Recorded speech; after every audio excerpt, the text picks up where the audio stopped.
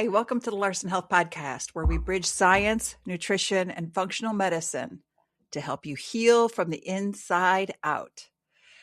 I'm Kim Larson. I'm a certified functional nutrition coach, fast like a girl coach, and founder of Larson Nutrition, larsonnutrition.com, as well as larsonbotanicals.com.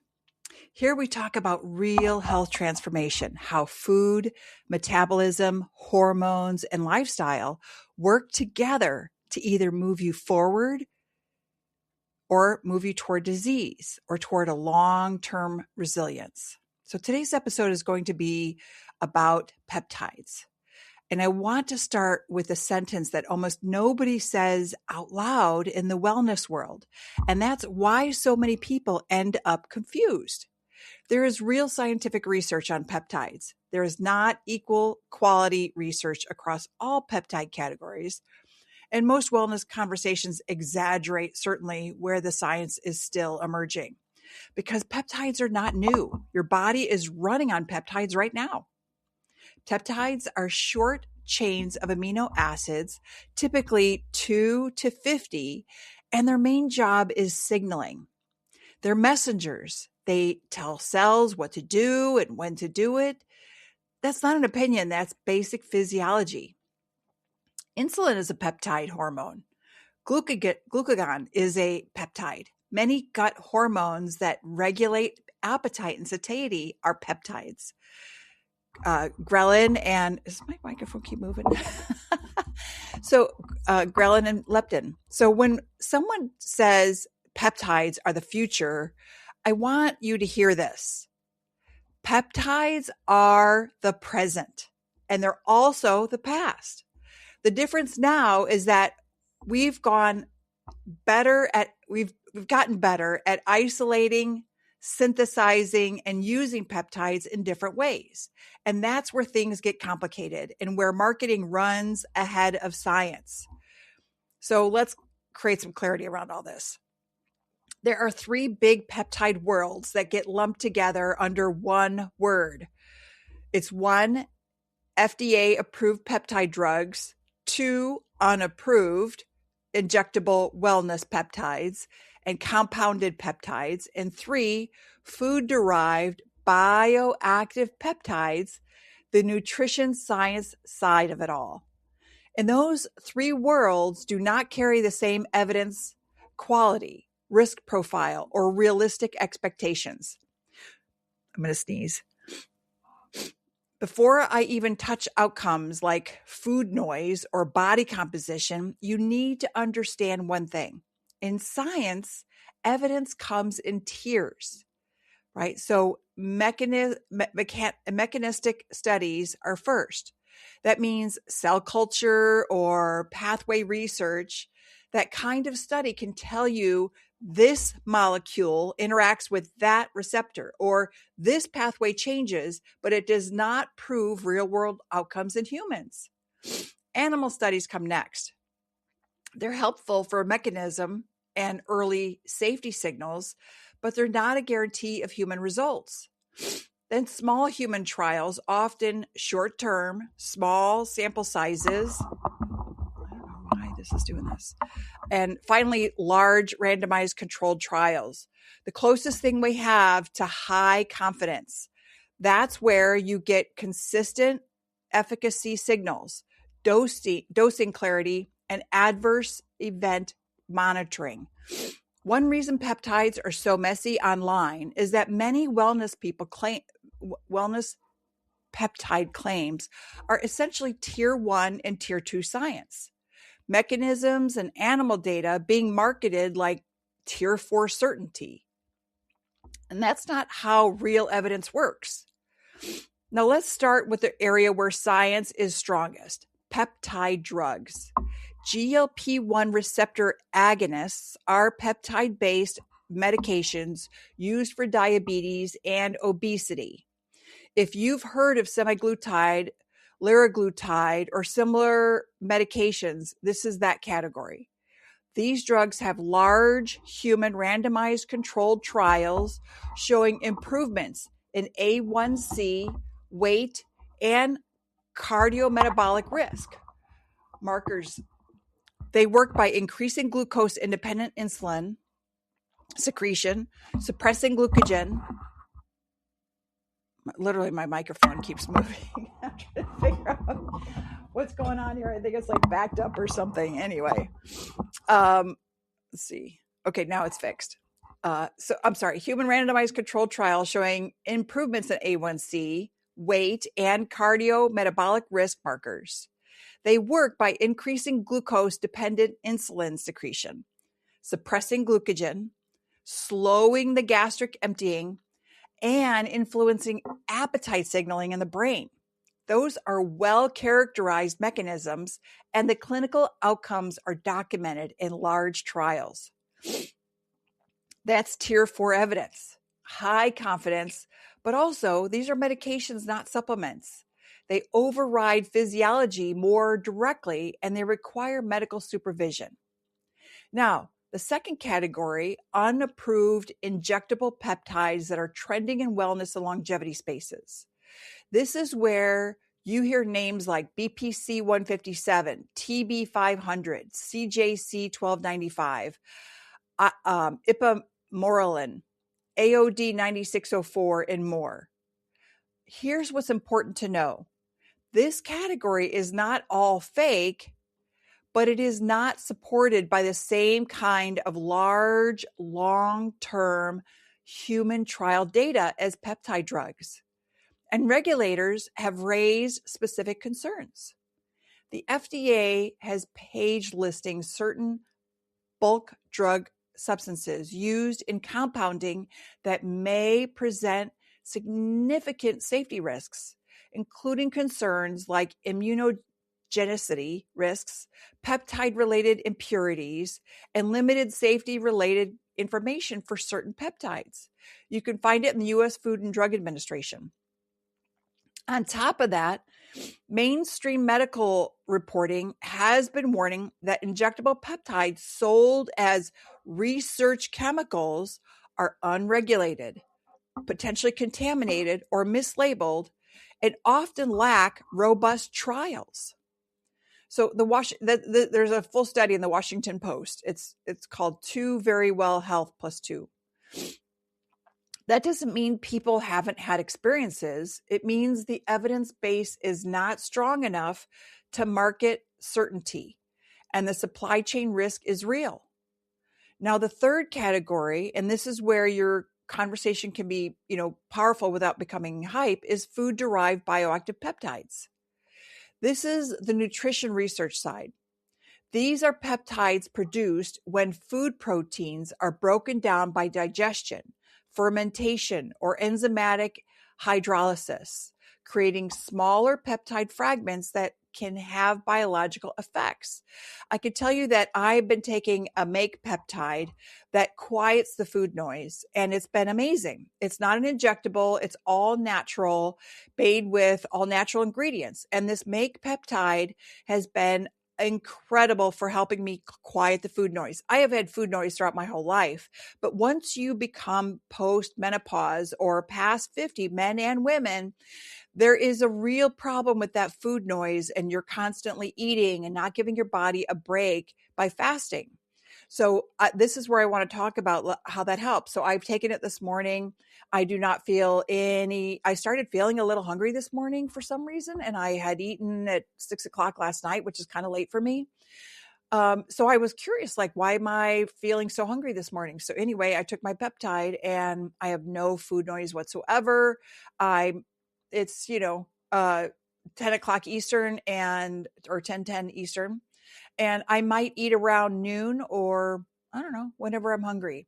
So I can tell you when I'm going to do the 3-day water fast, I will be taking this peptide because it will not interrupt my fasting, and it will help me with quieting the food noise. So because I know that within the first 24 hours, there's going to be some food noise. So I just want to quiet that noise, make it a little bit easier for me to get through it. You could call it maybe a crutch, but I really enjoy this peptide and I take it every single day and it's amazing. So There are broad reviews on this in peer-reviewed nutrition literature. For example, there's a 2020 review in Nutrients discussing bioactive peptides from food proteins and summarizing reported activities like antioxidant, anti-inflammatory, immunomodulator, modulatory, anti-hypertensive, and other functional properties. You can find it in PMC. Then there are papers focusing specifically on glucose regulation and insulin sensitivity. A 2022 review available on PubMed Central covers protein hydrolysates and bioactive peptides in the regulation of blood glucose and insulin sensitivity, categorizing food-derived peptides by mechanisms and discussing challenges and opportunities in peptide discovery. You can find that research in PMC. Now let's talk about the question your listeners, my listeners, will ask immediately: is do oral peptides even do anything? Don't they just get digested? Well, this is where the science is more nuanced than most people realize. Some peptides do get broken down. Many do. But we have human evidence that certain small peptide fragments can appear in circulation after oral ingestion. A good example is collagen hydrolysate research. There's human work showing hydroxyproline containing peptides rise in blood after collagen hydrolysate ingestion, including a 2014 paper in Food Chemistry discussing dose-dependent changes of those peptides in human blood. You can find it in Science Direct. And there's a 2018 pilot study available on PubMed Central that detected a specific collagen-derived peptide, cyclic pro-HYP, in human plasma after collagen hydrolysate ingestion, building the case that at least some collagen-derived peptide fragments can be detected post-ingestion. You can find that study in PMC. This does not mean every oral peptide supplement acts like an injectable peptide drug. I can tell you the one I'm taking seems like it is. So it means the blanket statement, oral peptides can't do anything, is not accurate. Oral peptides can influence physiology in two major ways. First, some small peptide fragments may enter circulation and exert efforts. Now, these are studies. I can tell you that what's working for me is to take this one peptide and I am not hungry. It is amazing how it shuts it off. Now, I do know that when I take this peptide, I need to make sure that I'm getting the quality of protein that I need. So I take it in my coffee. I take a collagen. I take some cocoa. It's 100% cocoa. It's organic.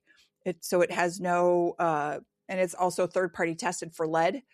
So it's a great getting some nutrients into the body, but it's all very small in calories.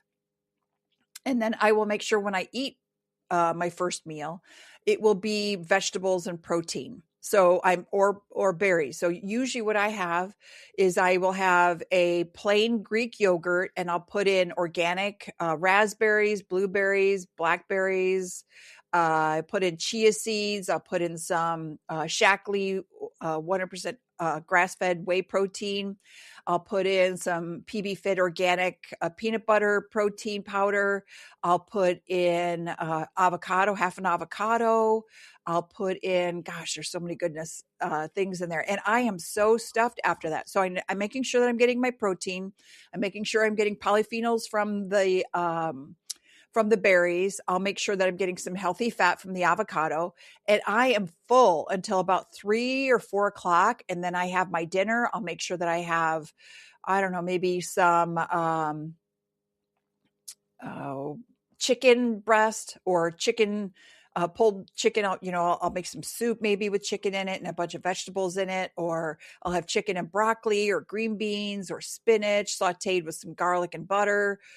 Or olive oil. I'll have a salad maybe with some extra virgin olive oil and some red wine vinegar and some spices. So I just make sure that I'm getting my vegetables. I'll eat my vegetables first to kind of ease the digestion, and then I will have my protein. So I want to make sure that I'm maxing out on my protein for the day. I'm trying to get at least 100 grams within 2 meals. And that's a challenge. You got to eat a lot of protein. And I'm full with the peptide. But I could tell you that it's really helping me quiet the noise. So second, and this is probably the bigger mechanism for most nutrition-based peptide products, peptides can act through the gut. Your gut is not just a digestion tube. It's an endocrine organ. It produces peptide hormones that regulate hunger, satiety, blood sugar, and energy partitioning. So when people talk about food noise, what they're often describing is dysregulated hunger and satiety signaling, ghrelin patterns, GLP-1 response, peptide YY response, glucose variability, dopamine-driven reward eating, and stress hormones like cortisol influencing cravings. It's amazing when you start to get cravings. Like I'll have cravings for salty crunchy. And so I keep thinking about like popcorn or potato chips. But what I grab instead is maybe some pistachios, 2 Brazil nuts to make sure that I'm getting my, I'm trying to remember, 2 Brazil nuts give me it helps with my thyroid. So I'll have 1 or 2, and I usually have those. I might even just have 1 because you don't want to get too much of this supplement that's in the Brazil nuts. God, I can't think of it. Anyway, I'll share it later.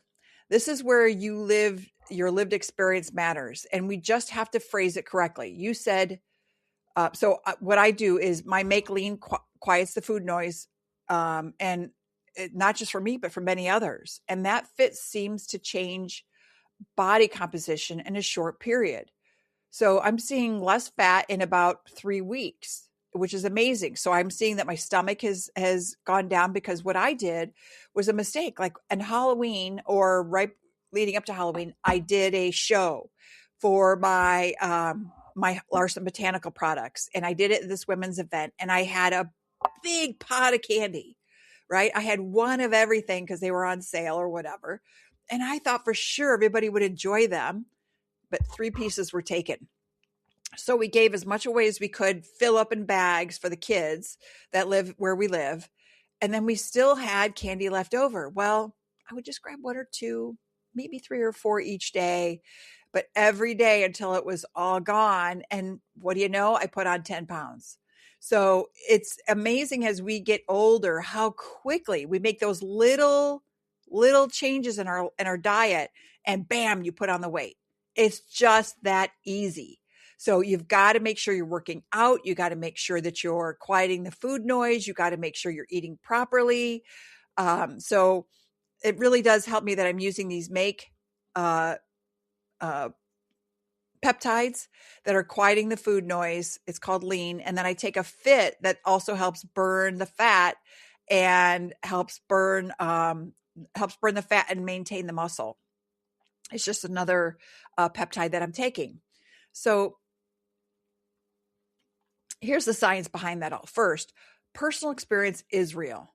If your food noise quiets down, that's a meaningful outcome.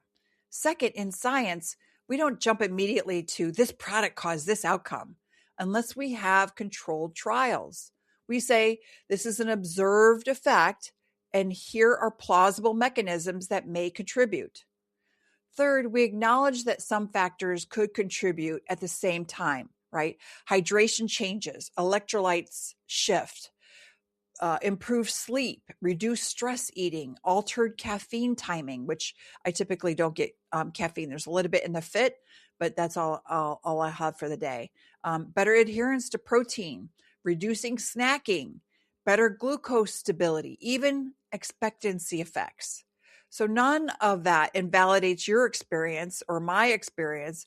It just keeps this all honest and protects the credibility of what we're talking about. So if it works for me and it's been working for several other people, I know it'll work for a lot of other people. Maybe not for everybody, but it works for a lot of other people. So now, what are the plausible mechanisms for reduced food noise in a nutrition-based peptide blend? It's appetite and satiety hormones respond to protein and peptide fragments in the gut. So the research landscape includes work showing protein hydrolysates and peptide fragments can affect glucose regulation and insulin sensitivity pathways. And that's the gut peptide signaling is part of the conversation. And this is a study that's in PMC. Two ingredients that affect stress and cognition can lower compulsive eating. If the product you're taking includes L-theanine, GABA, lemon balm, ashwagandha, bacopa, phosphatidylserine, those are all ingredients commonly studied for stress response, cognition, and calm focus. When the nervous system is less activated, cravings often drop. So there's also caffeine with calming co-effects can improve energy without spiking appetite. Many people don't realize that stimulant-driven eating patterns can show up as I need a snack to keep going, when what's really happening is energy instability and stress response. That's why I don't drink caffeine, because it makes me all hyper and it makes me want to eat more. Everybody's different, obviously, but you want to just check and see and make sure what caffeine, and pay attention to what caffeine is doing to you. And maybe switch to maybe doing a half and half caffeine, half decaf, or slowly working yourself off of caffeine and only have it occasionally. So also we want to talk about hydration and electrolytes can dramatically change perceived hunger. Sodium, potassium, and magnesium, these can influence fatigue and cravings. So I want you to understand that the point is not lean contains a miracle peptide that turns off hunger. The point is food noise is a neurometabolic signaling problem, and products that support stress, glucose stability, hydration, and gut signaling may help some people experience less food noise. It certainly helps me and thousands of other people taking this product. So that's just honest. Now, the fit conversation, this is the orange drink that I put into my water that helps with body composition. I want to also share that it needs integrity, right? So early changes over 3 weeks can be real, right? It's helped me lower. I mean, my gut was protruding quite a bit. It still is protruding a little bit, but it has flattened so much in 3 weeks.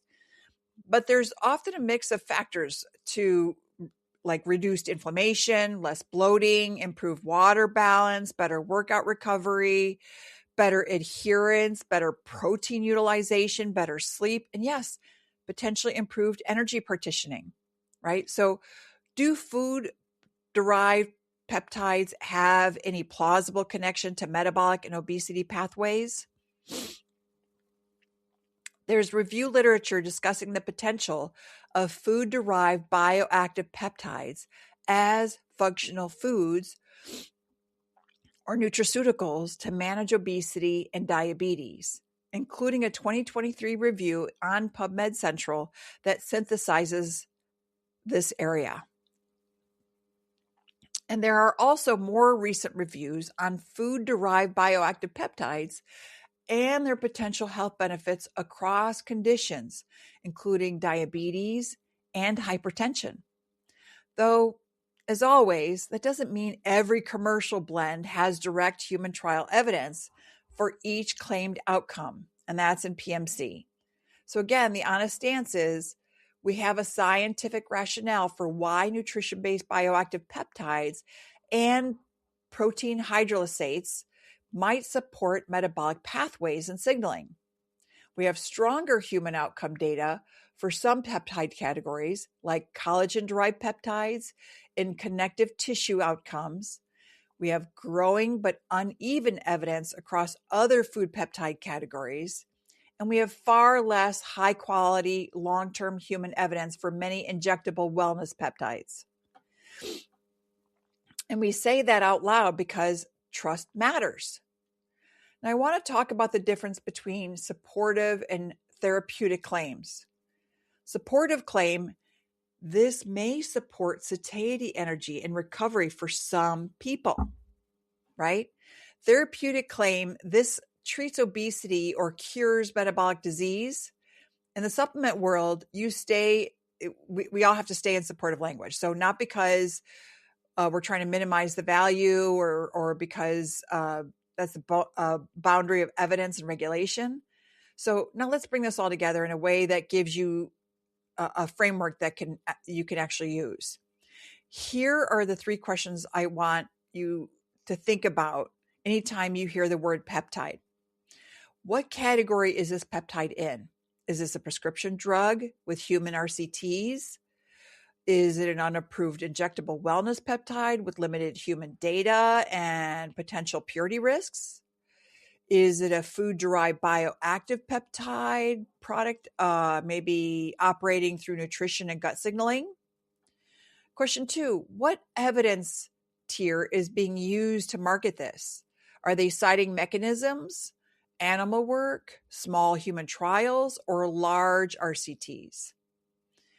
And question 3, what outcomes are they promising? And is that outcome realistic given the evidence? If someone is promising drug level fat loss or muscle gain or healing with minimal lifestyle work, that's a red flag.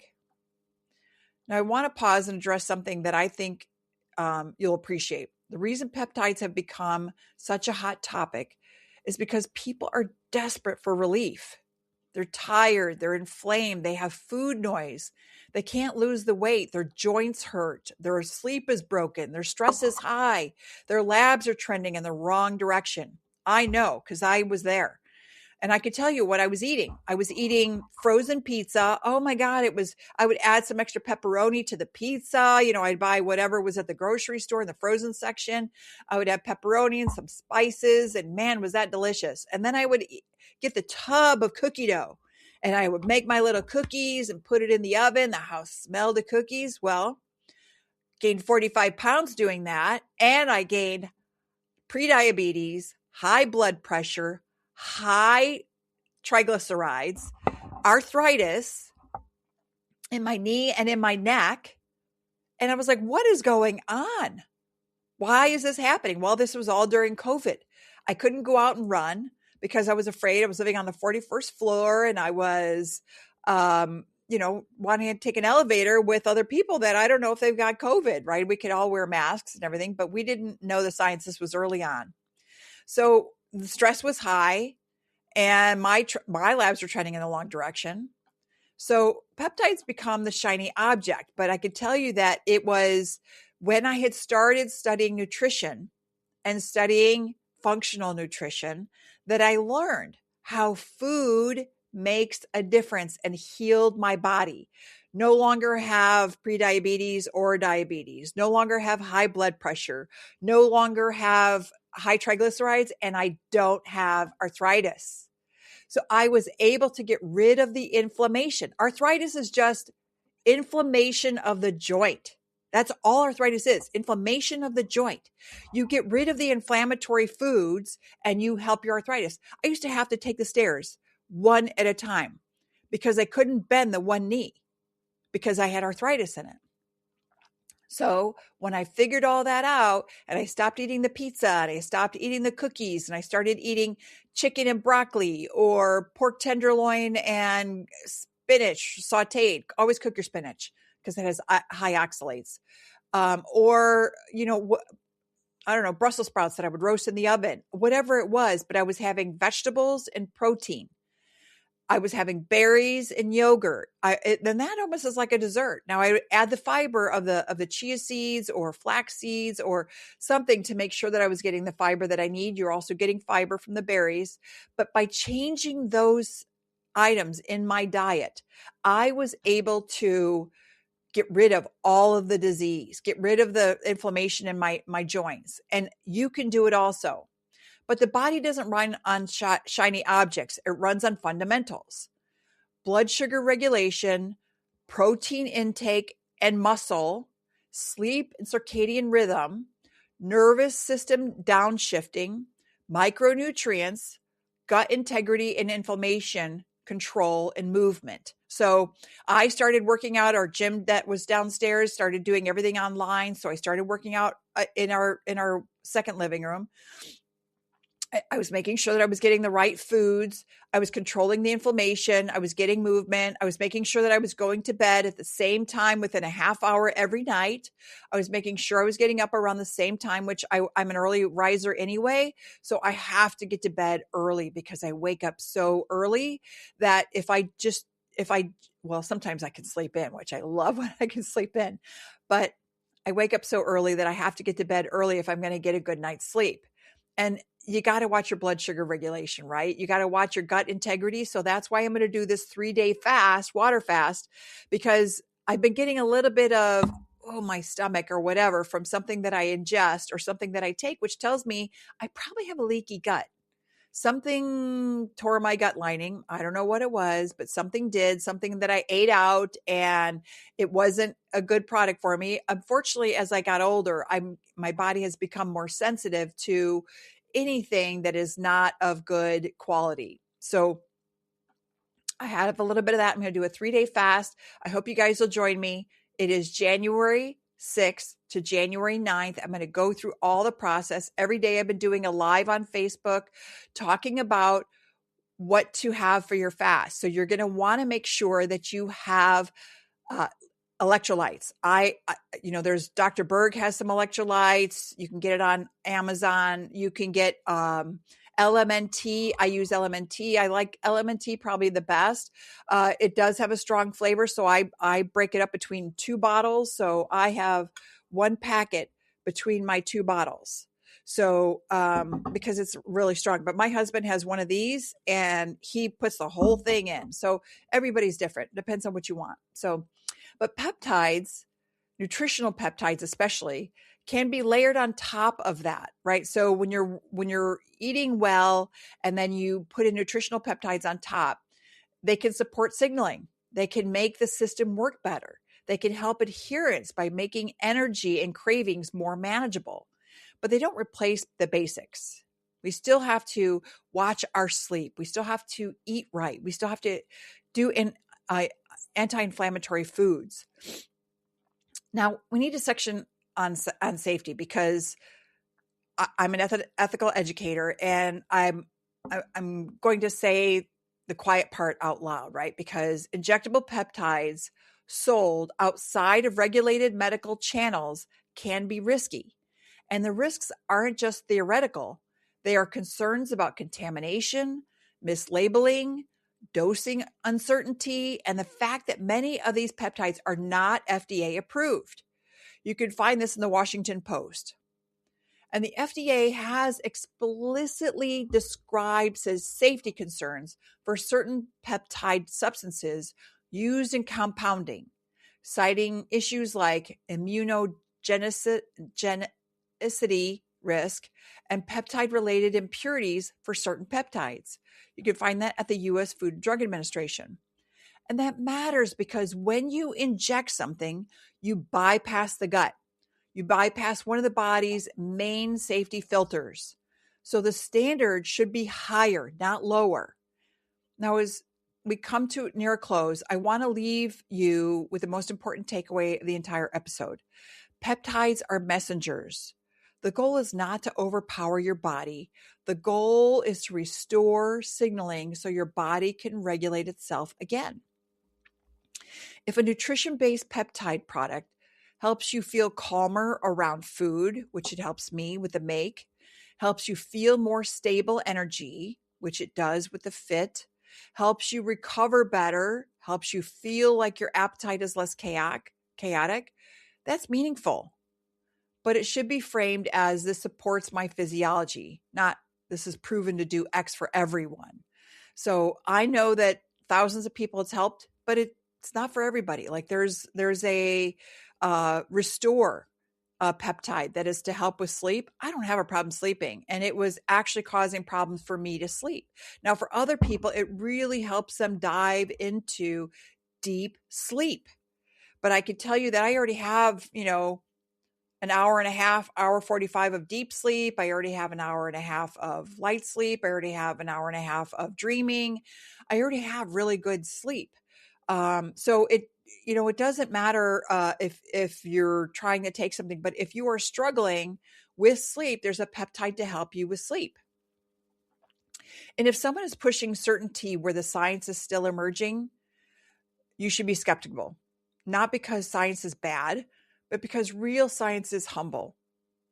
So if this episode helped you understand peptides in a clearer, more grounded way, make sure you're subscribed to my podcast, subscribe to my newsletters, check out larsonnutrition.com and sign up for my newsletters to get this this information in a blog with all the links. And if you want metabolic support that's rooted in physiology and evidence, you can visit larsonnutrition.com.